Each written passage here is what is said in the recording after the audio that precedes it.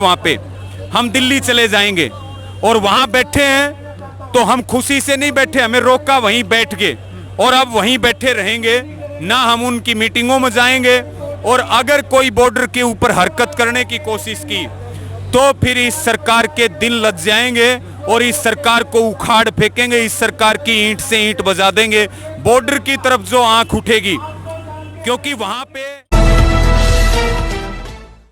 नमस्कार, मैं हूं भारद्वाज और आप इसमें ग्राउंड मीडिया देख रहे हैं। किसान आंदोलन से जुड़ी तमाम तस्वीरें लगातार आप सभी के सामने लेकर के आने लग रहे हैं। फिलहाल हमारी टीम बद्दोवाड़ा टोल प्लाजा के ऊपर मौजूद और जो घासीराम की जो किसान नेता है उनकी पुण्यतिथि यहाँ पर मनाई जा रही है।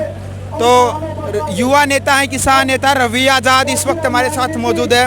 रवि जी, सबसे पहले तो राम राम जी। राम राम राम राम आपके सभी दर्शकों को। कैसे हैं? ठीक है, एकदम बढ़िया। आप बताइए। बिल्कुल, क्या कहना चाहेंगे आज के इस कार्यक्रम को लेकर के? देखिए, आज चौधरी घासीराम नैन जी की चौथी पुण्यतिथि है और हम सब ने उनको अपने श्रद्धा सुमन अर्पित किए हैं और उनके संघर्ष को याद करते हुए किसान आंदोलन को मजबूत करने का संकल्प सबने लिया है। जी रवि भाई, हरियाणा सरकार की तरफ से जो गृह मंत्री है अनिल विज, उन्होंने एक ऐसी कमेटी बनाई है कि बॉर्डर के ऊपर जो किसान बैठे हैं वो कह रहे हैं कि इनकी वजह से आम जनता परेशान हो रही है, रोड खाली कराने का एक प्रस्ताव लेकर के आने वाले हैं। देखिए, उन्होंने एक कमेटी बना रखी है।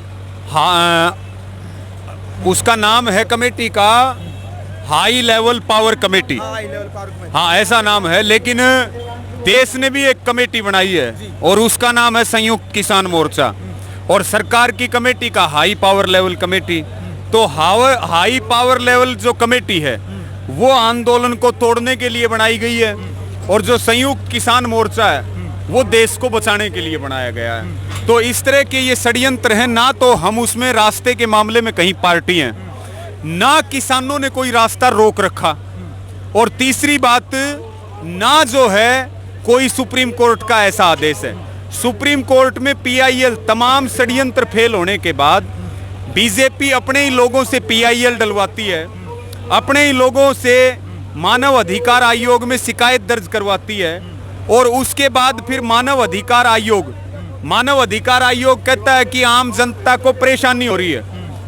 मैं पूछना चाहता हूं कि अगर वो मानव अधिकार आयोग सही है तो क्या उसको भयंकर खराब मौसम बीमारियों के बीच 600 किसानों की शहादत के बावजूद हम शरणार्थियों की तरह अपना जीवन जी रहे हैं, तब वो मानव अधिकार आयोग कहां चला गया?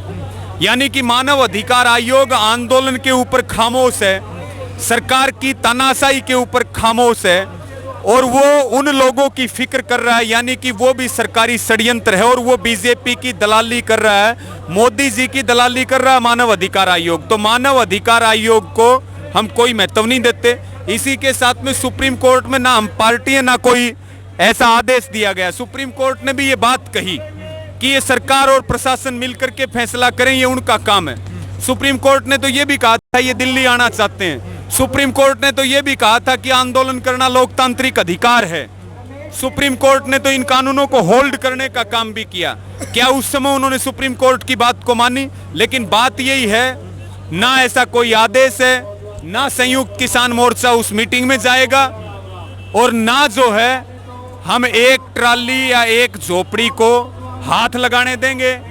या तो वो रास्ता खोल दें जो दिल्ली पुलिस ने भारत पाकिस्तान के बॉर्डर बना रखे, वहां पे हम दिल्ली चले जाएंगे और वहां बैठे हैं तो हम खुशी से नहीं बैठे, हमें रोका वहीं बैठ गए और अब वहीं बैठे रहेंगे ना। हम उनकी मीटिंगों में जाएंगे और अगर कोई बॉर्डर के ऊपर हरकत करने की कोशिश की तो फिर इस सरकार के दिन लग जाएंगे और इस सरकार को उखाड़ फेंकेंगे, इस सरकार की ईंट से ईंट बजा देंगे बॉर्डर की तरफ जो आंख उठेगी, क्योंकि वहां पे देश को बचाने का आंदोलन चल रहा है।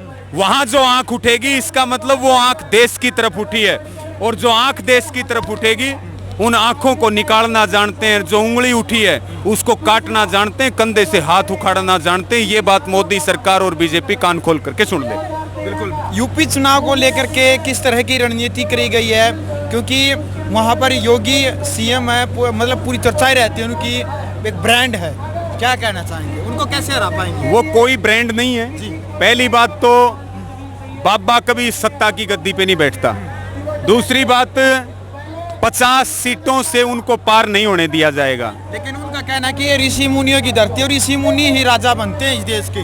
नहीं, उनके अलावा पहले कौन बना है उसका नाम बताएं। वो योगी आदित्यनाथ ये बताएं कि मेरे से पहले हमारे यहाँ रागनी चला करें, रागनिया न्यू कहा करें कि भाई कान पड़ा के कोई राजा बने, तो उससे बुरी कोई बात नहीं हो सकती। एक जिस व्यक्ति ने घर त्याग दिया, जिसने कान पड़ा लिए, वो इस दूषित राजनीति के अंदर आएगा जहां पे गुंडागर्दी भी करनी पड़ती है, दारू भी बांटनी पड़ती है, झूठ भी बोलना पड़ता है, नोट और वोट और लोगों को लड़ाने झगड़ाने टकराने का काम किया जाता है। क्या वो संत का काम है? वो संत नहीं है। वो संत के नाम पे केवल ढोंगी हैं और उनको अब की बार यूपी से बेदखल किया जाएगा। ये सब लोग भारी लोग हैं उत्तर प्रदेश के अंदर जो जाति पाति और धर्म को बढ़ावा दे रहे हैं। एक भी काम, हम योगी आदित्यनाथ को ये कह रहे हैं कि उन्होंने 5 साल में एक भी काम अगर किसान की भलाई का किया हो तो वो बातचीत कर लें, वो देश की जनता को जवाब दे दें। वहां पर यूपी सरकार उखड़ रही है और यूपी सरकार की घर वापसी हो रही है वहां पे। बिल्कुल रवि जी, पूनम पंडित एक बड़ा चेहरा है, सोशल मीडिया के ऊपर लगातार सुर्खियों में रहती हैं। बीजेपी कार्यालय में उनके फोटो वायरल होने लग रही है, उसको लेकर क्या आपकी राय क्या है? क्योंकि कई लोगों ने ये भी कहा कि हम उनका विरोध करेंगे, हरियाणा के अंदर नहीं आने देंगे। आपकी क्या राय है पूनम पंडित को लेकर के? देखिए, मैं तो केवल संयुक्त किसान मोर्चा या मेरा संगठन भारतीय किसान यूनियन या मैं केवल आंदोलन से जुड़ी हुई चीज़ों का जवाब दे सकता हूं। अब ये हिस्सा हमारे आंदोलन का नहीं है। कौन किस पार्टी में जाता, कौन किस पार्टी के साथ बात करता है, किसकी फोटो किसके साथ वायरल होती है, ना तो हमने इस पे ध्यान दिया, ना हमें ध्यान देने की ज़रूरत है। हमारा काम है आंदोलन के लिए लड़ना, वो हम लड़ते रहेंगे। बिल्कुल, हरियाणा के अंदर चर्चाएं चल रही है सीएम खट्टर बदलने की, उसमें आपकी राय क्या है? देखिए, हम तो ये कह रहे हैं अजय भाई, जब सारे ही बदल रहे हो तो हरियाणा का भी बदल दो भाई। ये जो बदलने का खेल चल रहा तो सारे बदल रहे तो फिर हरियाणा का भी बदल दो, हरियाणा को भी कुछ नयापन मिला। आएंगे वो भी इनके बाप आएंगे। आप ये देखिए, एक मुख्यमंत्री बदला वो पेंशन लेगा, मंत्रिमंडल बदला वो पेंशन लेगा, फिर ये कुछ महीने रहेंगे ये लेंगे। ये खेल आखिर चलेगा कैसे? ये चलेगा कैसे? लेकिन हम तो कह रहे हैं सारे बदल रहे तो खट्टर को भी बदल दो, और ताकि इसकी विदाई हो, आगे जो आओगा उसको देख लेंगे। तो किस तरह की रणनीति बनाने वाले हैं किसान आंदोलन को लेकर के? 26 तारीख को 10 महीने हो जाएंगे। आम जनता एक संशय में है कि कब तक चलेगा, कब तक चलेगा। देखिए, आंदोलन लंबा चलेगा। आंदोलन में कोई भी हिंसा ना हो, इस बात का हम सब ध्यान रखें। 27 तारीख को भारत बंद के लिए पूरी ताकत लगा दें और मिशन उत्तर प्रदेश शुरू हो रहा है। और भारत बंद से क्या असर पड़ेगा? भारत बंद तो पहले भी किए, आम जनता ही तो परेशान होती है इससे। आम जनता भारत बंद कर रही है। आम जनता का भारत बंद को समर्थन है क्योंकि नारा है। लेकिन ये भारत बंद ज्यादातर हरियाणा में ही क्यों रहता है और क्यों नहीं होता? सारे होगा, मध्य प्रदेश में भी होगा, केरल में भी होगा, राजस्थान में भी होगा, जम्मू कश्मीर में भी होगा, दिल्ली में भी होगा, उत्तराखंड में भी होगा, कहने को होगा। लेकिन तस्वीरें तो ज्यादातर हरियाणा की आती हैं। अब हरियाणा वाले ज्यादा फास्ट हैं, ठीक है, और वो थोड़े से मतलब ढीले हैं। हरियाणा वाले तेज हैं। उनकी फोटो तो तमिलनाडु में भी जाती है, उनकी फोटो अमेरिका में भी जाती है, उनकी फोटो मणिपुर में भी जाती है। वो फोटो वगैरह वीडियो वगैरह उनके कम होते हैं, लेकिन ये प्रोग्राम बहुत बढ़िया रहेगा। ये भारत बंद मोदी सरकार के खिलाफ है, ना कि भारत बंद आम जनता के खिलाफ है। किसानों का शक्ति प्रदर्शन रहेगा उस दिन, ये मान ले।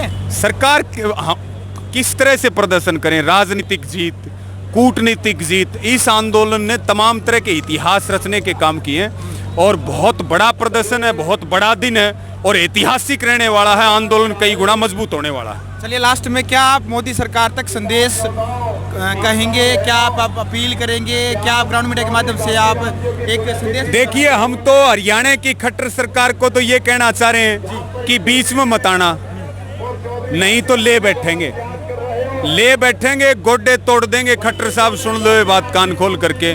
और मोदी सरकार को ये कहना चाह रहे हैं की बात सुन लीजिए, नहीं तो केवल इतिहास में रहोगे। इस सरकार को दिल्ली में जाकर के और उखाड़ करके फेंकने का काम किया जाएगा। देशवासियों से यही अपील है, शांति बना करके रखें, आंदोलन को ताकत देने का काम करें, भारत बंद की तैयारियां करें, बॉर्डरों के ऊपर ज़्यादा से ज़्यादा समय बिताएं। निश्चित तौर पर देश बचेगा, नौजवान बचेगा, रोजगार बचेंगे, देश की संपत्ति बचेगी और देश की तस्वीर और तकदीर बदलने का काम होगा। जी। तो ये थे हमारे साथ रवि आजाद, युवा किसान नेता। 4-5 मुद्दों को लेकर के हमने जो बातचीत रखी है, अब आपका क्या कहना है? आपने अपनी राय कमेंट बॉक्स में रखनी है। ग्राउंड मीडिया के लिए बद्दोला टोल प्लाजा से अपने कैमरामैन सहयोगी इंतजार के साथ मैं जबार। राष्ट्र निर्माण की जानकारी के लिए ग्राउंड मीडिया चैनल को सब्सक्राइब करें और शेयर करें।